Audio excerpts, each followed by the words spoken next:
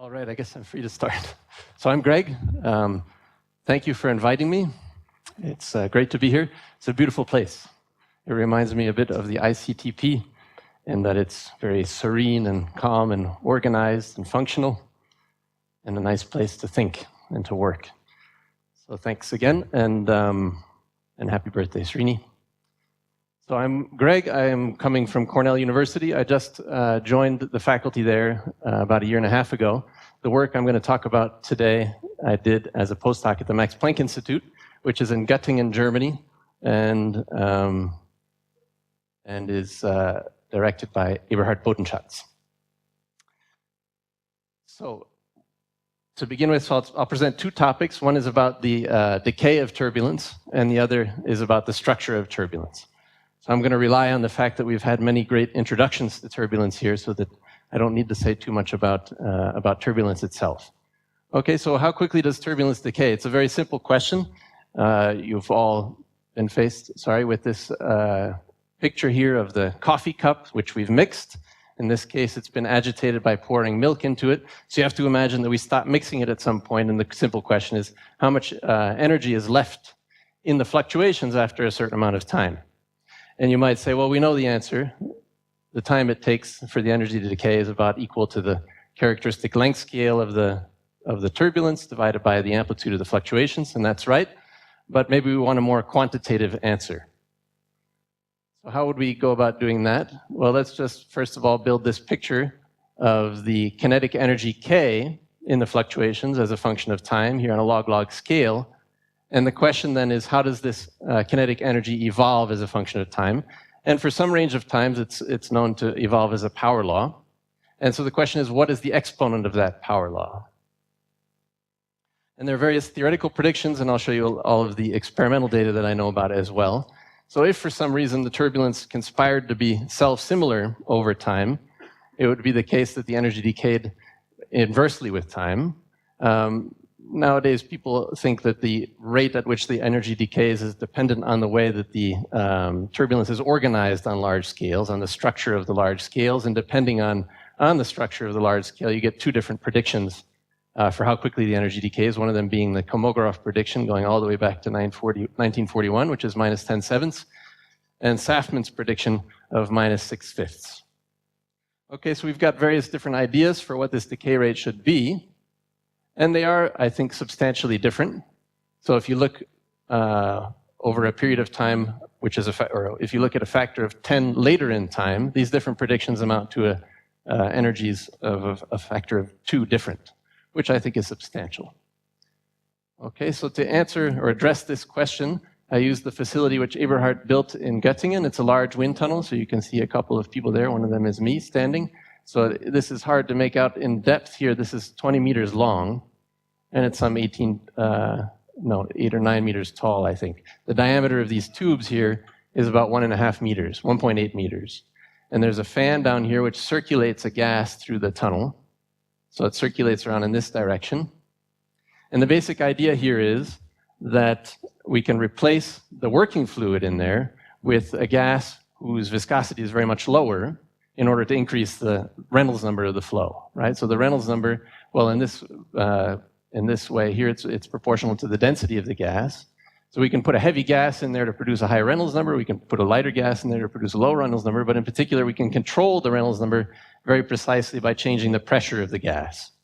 So we can increase the pressure, increase the density, and increase the Reynolds number without changing any other configuration of the experiment. So we don't need to change the boundary conditions. We don't need to change the flow speed. We can change the Reynolds number only by changing the viscosity of the flow or by changing the density of the flow.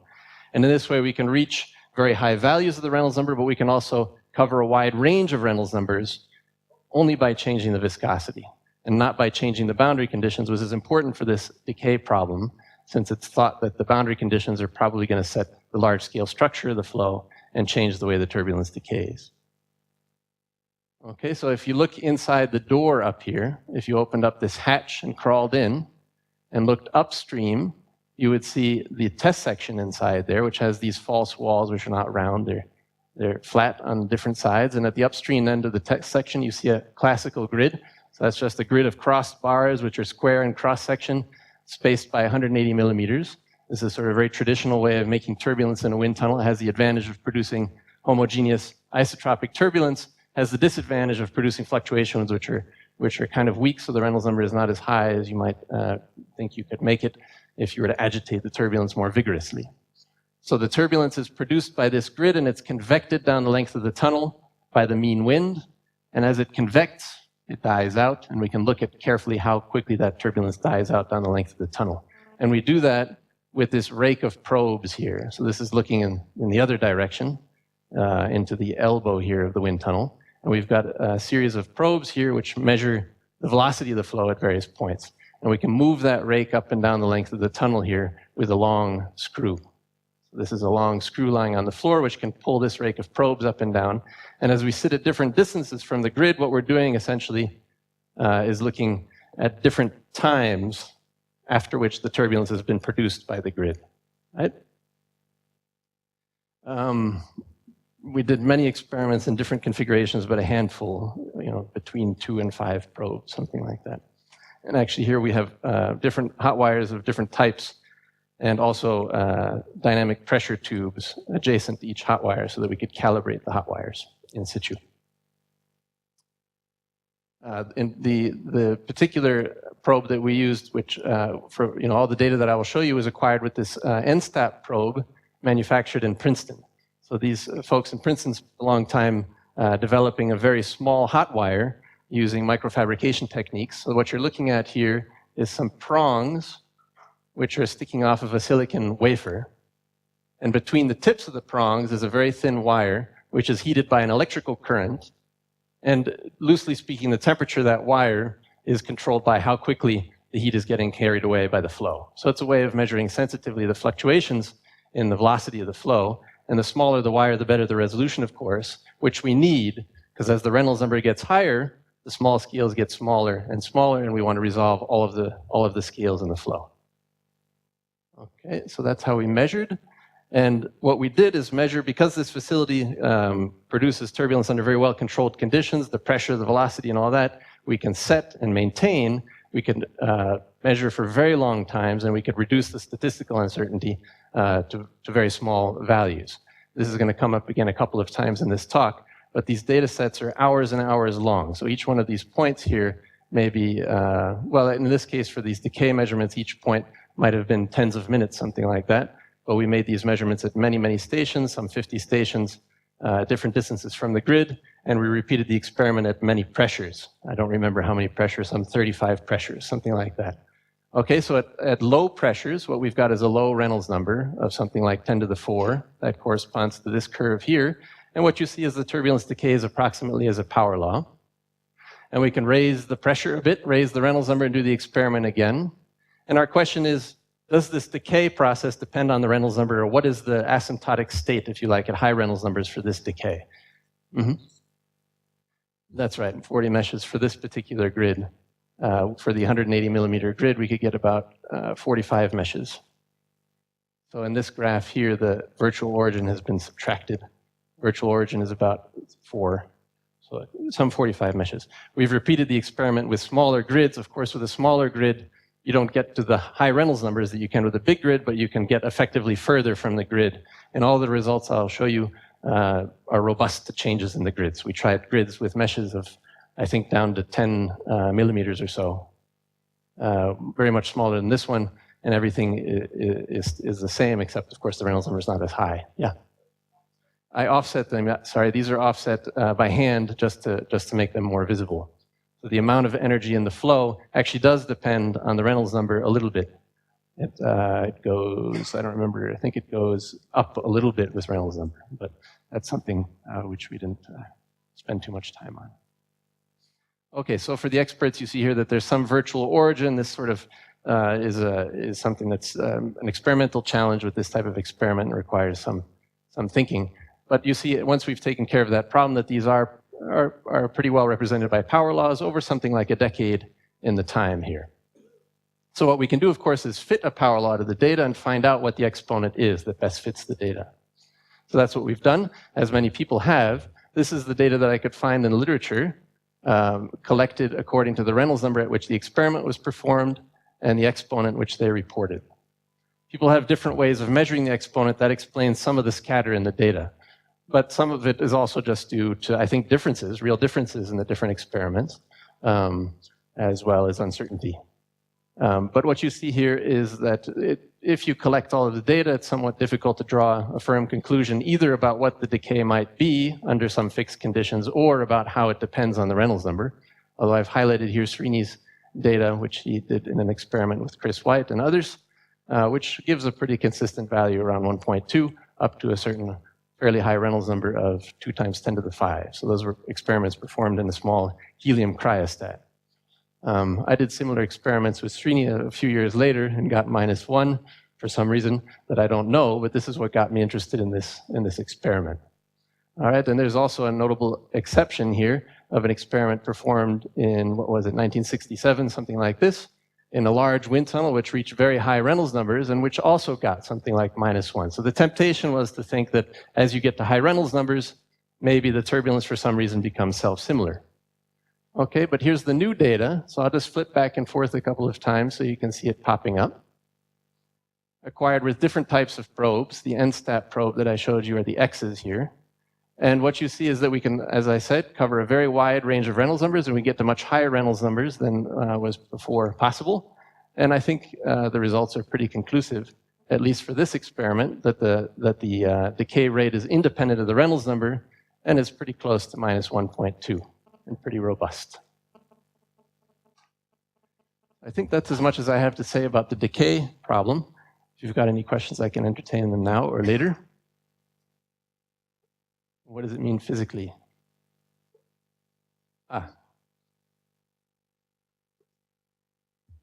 Yeah, so the thinking is that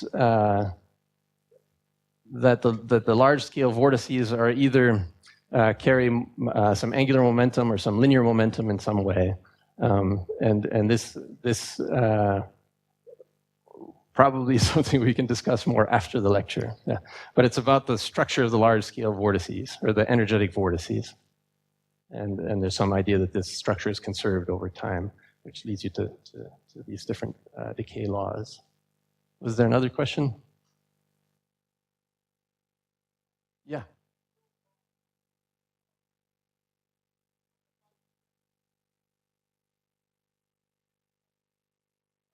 Okay, so there's 2 points there. I think you said something about the Mach number? Yeah, okay. So the Mach number of these experiments is very low. Whether the Mach number plays a role, I think, is very interesting, and I'm doing a new experiment at Cornell to start to answer that kind of question. But that's independent of the question about Taylor's hypothesis. For this experiment, the turbulence intensity was 2–3%, something like that. So I think we're pretty safe there with Taylor's hypothesis. Yeah.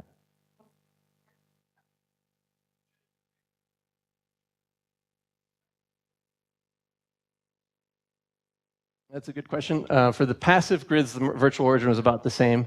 We're now doing experiments with an active grid where it's harder to determine, but it seems to be pretty different. Yeah. Yeah. Somehow we find that initial condition matters too in simulation. Right. But in experiments too, one can explore changing the Yep, so I've got a bunch of slides here about a different experiment using an active grid where I'm doing exactly that, trying to figure out whether we can control the structure of the large scales and the initial conditions, if you like, in order to deliberately change the rate at which the turbulence decays. This is something we can do once we can control dynamically the shape of the grid, which is something that we can do with an active grid. So that's a very interesting topic, which I'd be happy to talk about more later. Yeah. Yeah. Mm-hmm. Mm-hmm. Yep. Well, I don't know. I can show you the data afterward. The largest scale is of the order of it's comparable to the mesh size, and the mesh size for this grid was 180 millimeters in a 1.5 meter tunnel. So it's a little bit less than 10 meshes across the width of the tunnel. So I would say, without looking at the data immediately, it's something like 10 integral scales across, approximately. Downstream, yeah. The integral scale starts smaller. We can look at the data if I can flip through. I've got these graphs showing the evolution of the integral scale at the end of my talk. in the supplementary stuff.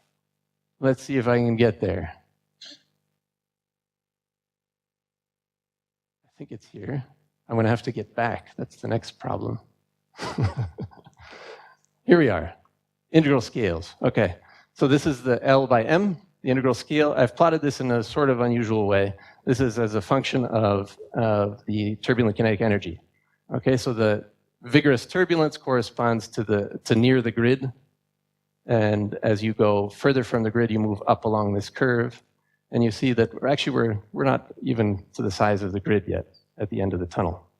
So the integral scale is still 0.6 times the mesh size there. Yeah. And this scaling relationship between the integral scale and the turbulence kinetic energy depends on the large scale structure. And so this is another way of trying to decipher what the sort of organizing principle is for that turbulence. See again here that this is consistent with the Safin prediction. All right, I want to tell you about turbulence structure. So maybe I will move along here, getting back to where we left off. Okay, so the thinking is that the large-scale structure is what controls the rate at which the energy is consumed by the turbulence, but somehow it needs to get from the large scales to the small scales, right? And so the energy gets distributed amongst a range of scales, and the question is, how is it distributed amongst those scales, right? So that's the question of what the structure of the turbulence is, and this has been touched on a few times already. I've got a nice picture here of some astrophysical jets just to illustrate the idea of velocity differences in turbulence and how they describe the way that this energy is distributed amongst different scales of motion, right? So we've got these structure functions, which are the moments of the velocity differences. And the idea is that these should scale with some scaling exponents. If the Reynolds number is very high, the large and small scales are widely separated. There's some intermediate range of scales for which we might have some scaling, all right? And so these exponents perhaps are universal, and maybe we should know what they are. All right, so just to build up the idea how we measure these things, of course, a power law looks something like this in a log-log graph, right? And the difficulty empirically is that we can't move this integral scale, the finite size effects, which bend over our structure functions at large scales, we can't move that very far away from the dissipation scale, below which things are no longer, let's say, turbulent. So there's a dissipation scale due to the fact that our viscosity is not zero and a finite size. And these two things, I've been even very generous, sort of confine our scaling domain. And you might think that in between we can recover the scaling, but it turns out in practice that these two cutoffs are sufficiently broad in the range of scales over which they operate that it's difficult to distinguish them from the scaling range itself. So that's an empirical problem, and the answer is to try to make the Reynolds number bigger, to move those integral and dissipation scales as far apart as possible. Okay, so again, that's something we could do in that facility, is to make the Reynolds number quite large. This is, again, data acquired in that tunnel that I showed you with the same passive grid as before. And we can get Reynolds numbers up to about 1600 or so based on the Taylor scale. It doesn't matter. It's a certain way of measuring the Reynolds number. And what we can look at, for instance, is the third order structure function, which we believe should scale linearly with the separation R. So in these graphs, I've plotted R normalized by L, and you see that as we increase the Reynolds number, this is a low Reynolds number case here, the dissipation scale gets smaller and smaller. Our dissipation cutoff moves to the left, right? So we're revealing more and more of this inertial range over which things might or do exhibit some power law scaling. So the question is then, how can we recover the scaling exponent in that range of scales? And that's a hard thing to do. But for now, let's just say that I can do it in some way. Okay, and then we can measure these scaling exponents as a function not only of the order of the structure function, but also as a function of the Reynolds number. And then we get results which are not inconsistent with what people have reported. Okay, but I haven't published this because what I was trying to do here was to measure the exponents very accurately. All right, and that's a hard thing to do. So I'm going to tell you a little bit about how I tried to do that. Okay, but what you can see is that, for instance, for the second order structure function, the scaling exponent, here I've normalized things, I think, again, in a sort of unusual way, but I like it because it kind of distributes the scaling exponents in a nice way. And if Molgarov's self-similar turbulence was right, all of these data points would lie along 1 here. So the fact that these data are not along 1 is a visual representation of what people call intermittency, right? So these exponents are distributed in some way according to the order of the moment, in some way which we'd like to either predict or measure. All right, and the other thing you can see in this graph, by the way, is that it seems like the exponents stabilize to some constant value at a Reynolds number, which depends on the order of the moment. So it seems like the higher order moments sort of asymptote to some value at higher Reynolds numbers. So you need higher Reynolds numbers to measure higher order moments, perhaps. Okay, and these data are consistent, by the way, for instance, with the ones collected by Srini and others. But the question is now, let's take these exponents very seriously. Okay, that's what I tend to do, and I want to know how accurately can I measure them, right? And there's some motivation for doing that. You know, you might say, well, we want to know about nature. Let's measure the mass of an electron, and people have spent quite a lot of effort doing that, and they've managed to do it to very many digits here. In fluid mechanics, you can consider the critical exponent for superfluid helium, and here also things have been measured fairly accurately, but it seems to be difficult to do, right? So can we do this for turbulence? That was my question for myself. How accurately can we determine these exponents in turbulence? Again, let's look at this structure function, just this cartoonish one. So the idea is that these cutoffs here are sort of unknown. At large scales, they probably depend on how the turbulence was produced. At small scales, we've got different ideas about how to parameterize that cutoff, but it's not clear if they're right or not. But the observation is that structure functions of different orders seem to exhibit these cutoffs in a sort of similar way, right? So without knowing anything about the detailed form of these cutoffs in particular, what we can do is we can compare structure functions of different order, and we can sort of eliminate these cutoff functions if we do a certain trick, which is to instead of looking at the variation of a structure function with respect to separation, what we can do is we can look at the variation of one structure function with respect to another one. That's called ESS, extended self-similarity. And for my purposes, this is a way of revealing the detailed structure of these structure functions. It's a way of removing this sort of leading order behavior in order to see the detailed structure of these functions. Okay, so what we know is that if we do this, if we compute the logarithmic derivative of one structure function with respect to another one of a different order, what we get is maybe over some range of scales, some constant value, which is equal to the ratio of the scaling exponents for those two structure functions. And then you might think that it drifts up at small scales of the scaling exponents of those dissipation ranges. But there's this interesting feature in between this, which I think Charles was the first to point out, which is a consequence of the multifractal nature of turbulence. Okay, it's a consequence of the fact that these cutoff scales depend on the order of the moment. So we get exactly one sort of overshoot in this relative scaling, or this relative derivative here, but due to the fact that the cutoff scale depends on the order of the moment. Okay? So I just wanted to get this picture into your mind about what we expect this function to look like. And this has been written by many people, including Srini and Charles and others here. Okay, and as I said, the reason for that overshoot is due to the fact this cutoff scale depends on the order of the moment. But still, what we want to do is try to figure out how much we can learn about the scaling in this inertial range.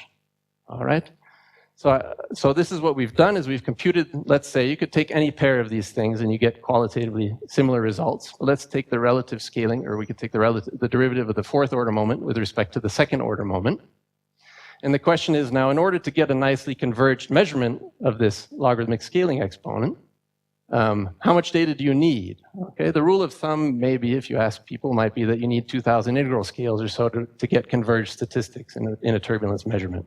That's true for dissipation statistics, I think, but what you see here is that this derivative, of course, is somewhat sensitive. It's somewhat sensitive to statistical fluctuations, right? And you might say, well, you know, I'll just ignore these fluctuations. I'll average over some interval of scales here, and I'll get some value for this scaling exponent, right? You could do that. Or you could take a bit more data. This is 10 times more data, all right? So this is sort of a typical amount of data in a turbulence experiment. This is 10 times more data. Things are getting more resolved. You think maybe I'll get a better estimate of that scaling exponent now. I could take 10 times more data, okay, 100 times more than a standard experiment. Things are getting better resolved. Maybe I get a better estimate of this exponent, right? Let's take 10 times more data again, okay? Now what do we get? Well, I think I start to see some structure in this curve, right? Maybe it's still some peculiarity of my experiment. Maybe it's still some statistical uncertainty. I'll take 10 times more data. All right, this is 10 to the 7 integral scales. 1,000 kilometers of gas have gone past the probe. That's quite a lot. Okay, and there's some structure here emerging, which is different than the cartoon that I showed you. I don't know what it is, but it's kind of frustrating for me because I want to know how to measure the scaling exponent, right? Should I measure this value here, or this one, or should I average, and over what interval, and so on? And the answer I get depends on the choices that I make. Okay, so that's why I didn't publish all those scaling exponents, because I don't know what to do. I don't know which value to report. Okay, so this is for one Reynolds number. I can do this experiment now for many Reynolds numbers. All right, and the question is now, is this some non-universality coming down from large scales? Is this something that's due to the fact that I've mixed the turbulence in a certain way, right? Is this something bleeding down through the cascade? Well, it could be, yeah. This is sitting all the way at the downstream end of our tunnel, so something like 40 meshes. Okay, so let me actually make a sketch here because I'm missing one little cartoon, which I think helps.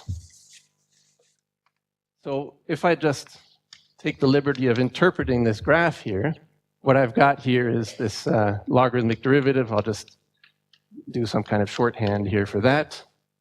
And the scale, R, right, and this is a linear scale and a log scale. So for a certain Reynolds number, what I've got is some feature which I think has maybe one oscillation in it like this.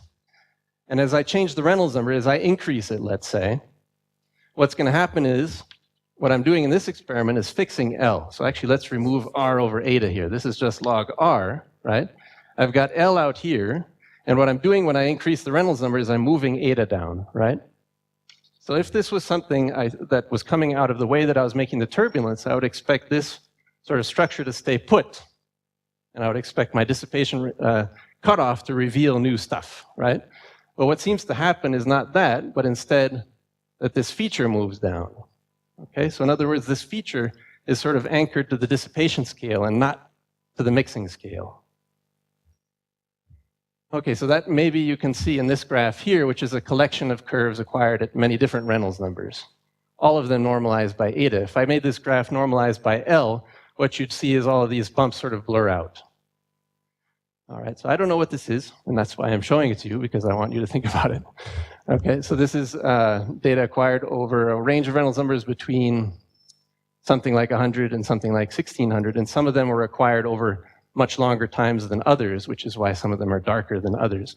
But you can isolate these features now. You could call this one maybe the circle, this one the square, and this one the diamond. And you can say, well, you can measure a lot of things about those features. You can measure what their amplitude is, what their position is, and all that kind of thing, and I've done that. But for now, let's just look at where they're sitting in scale as a function of the Reynolds number. Okay, so each of these features now is sitting somewhere, and this is just a way of saying that they don't seem to move much with Reynolds number, at least not compared to the way that the integral scale is moving. With the Reynolds number, I'm being a little bit provocative here and saying that maybe there are more of them as the Reynolds number goes up. All right, but the neat thing is that these are 100, maybe 200, 300 times the integral scale. Times the dissipation scale. That's a long ways away from the Kolmogorov scale.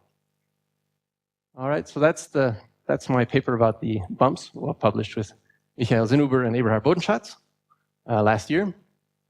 The consequence is, okay, that single bump, right, could be predicted by an offset in the dissipation scales. Multiple bumps can only be explained by oscillations in the structure functions. Okay, so they're very small, okay, admittedly. So they're so small that you can't actually see them here, but they must be there. Okay, so you might say it doesn't matter if you can't see them, but on the other hand, in principle, I think it's interesting to know whether these structure functions are sort of monotonic or oscillating. All right, so that's the consequence. And if we want to do better in measuring these scaling exponents, we need, I think, to understand them.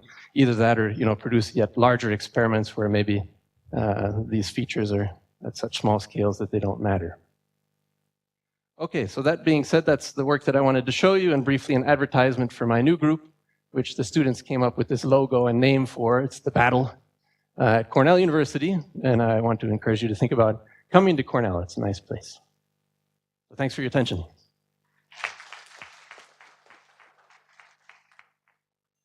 Any questions about that last part? I wish I could take credit for that.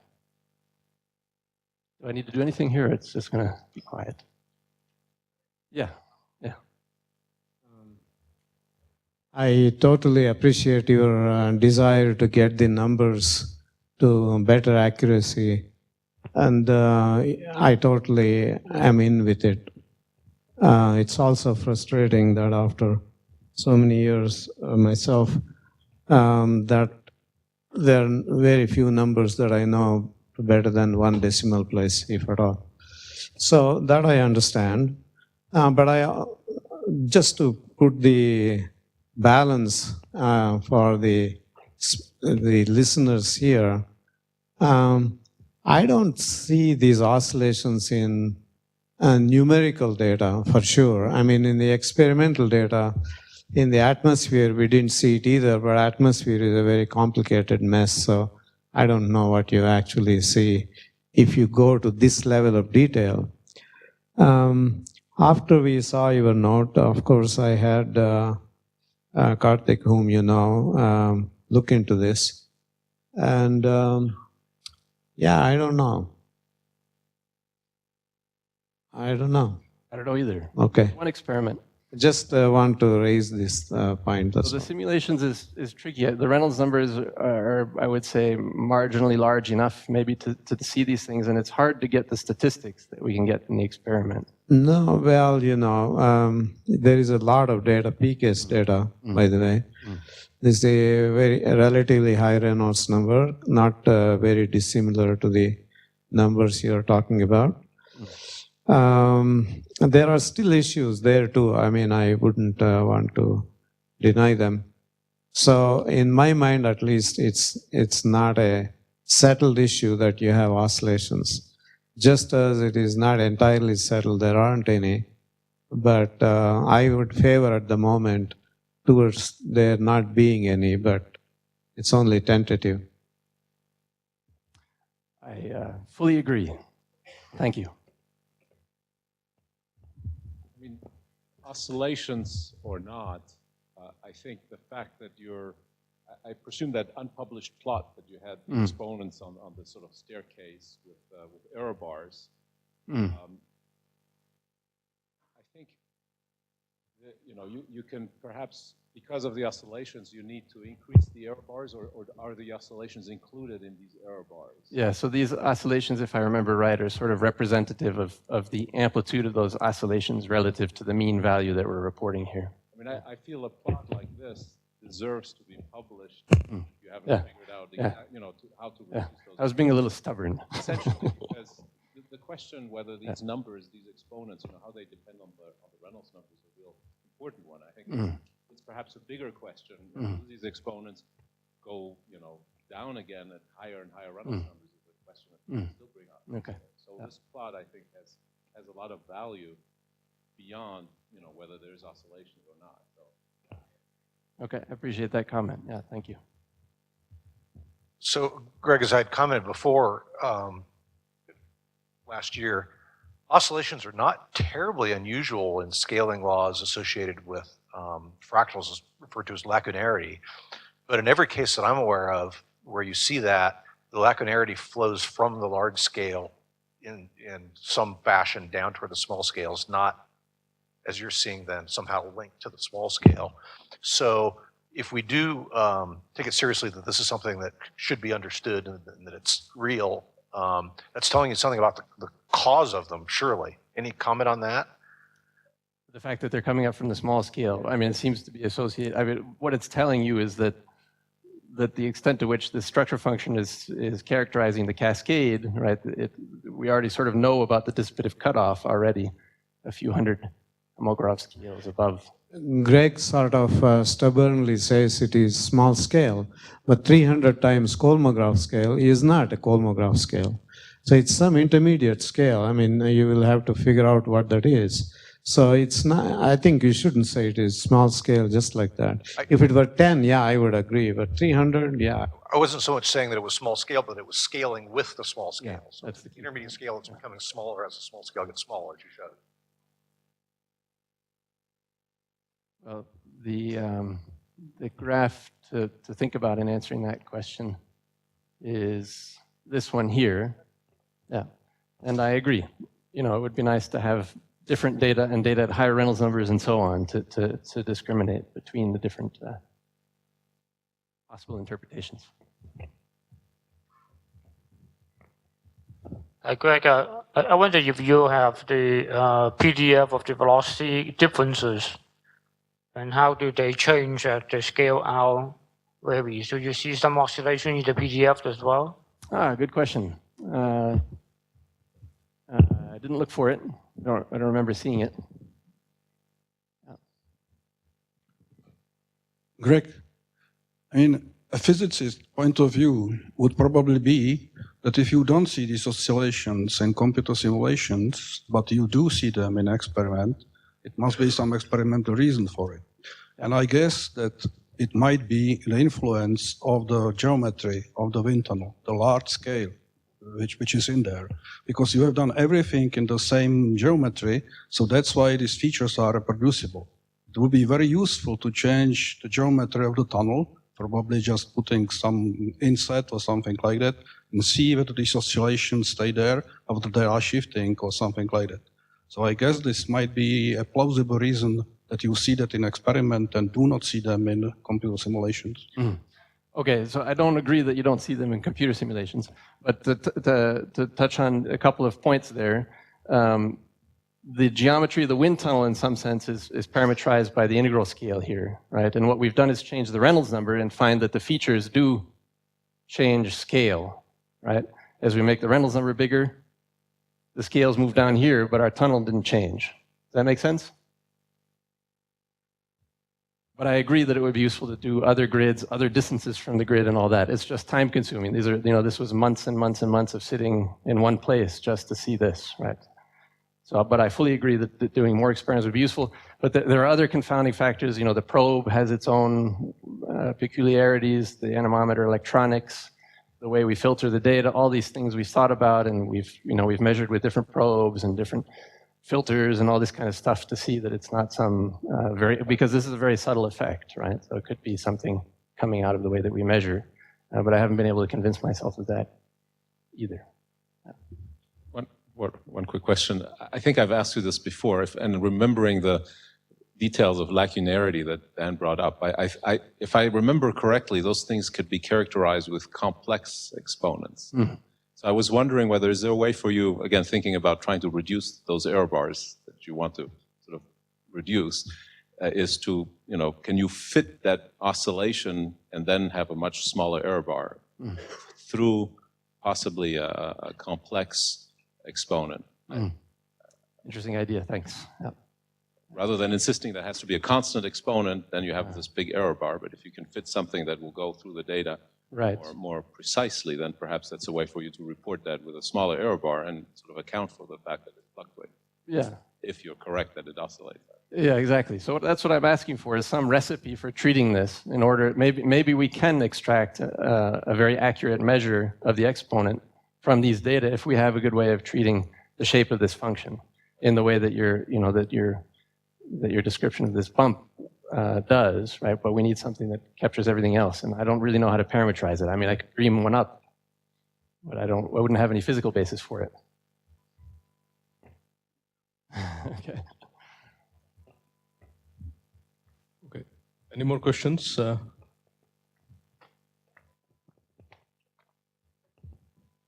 So the presence of oscillations in your experiments versus computation do you think that's because there are variables in your experiment that are fundamentally fluctuating? I don't know, skin friction on the wall, the roughness of the wall, minute changes in the initial conditions. Are these sensitive, these exponents sensitive to changes like this? Well, I would like to know whether they're there in the simulations or not. I would be happy if we could spend some time looking at those data a bit more carefully. But yeah, there's all kinds of interesting. Yeah.